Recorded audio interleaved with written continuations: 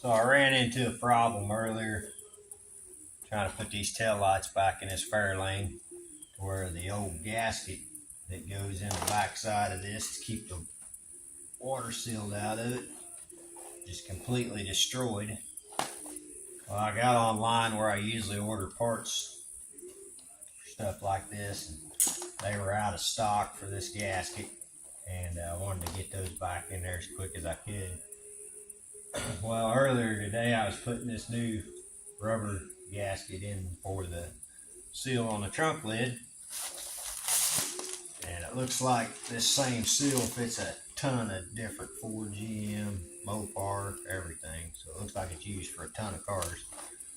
But anyway, when I was all finished, it had about 4 foot of it left, or a little more, and I got to looking at it, and it had a lot of the basic shape characteristics. If you took this piece of gasket that was in that other lens and held them up end to end like that, you got this big fat part that goes down in, you got that here, and then you got this flat here.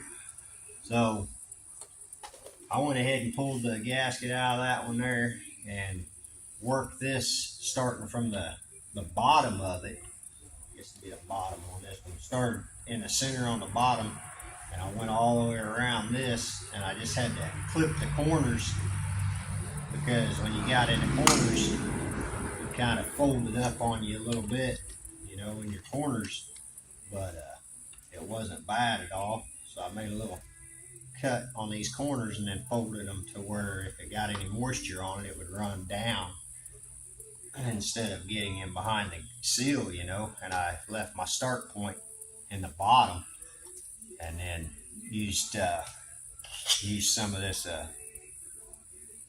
Permatex, for rubber gaskets and stuff.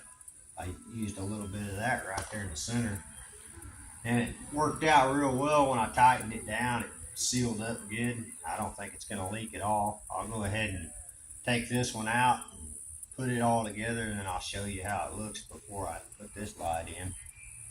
So this is what I was talking about in the corners. When you bend it around the corners, it kind of wants to pop up there on you. So if you make that cut and then make sure the top comes down over the sides, and then down at the bottom, make sure the sides come down over the bottom.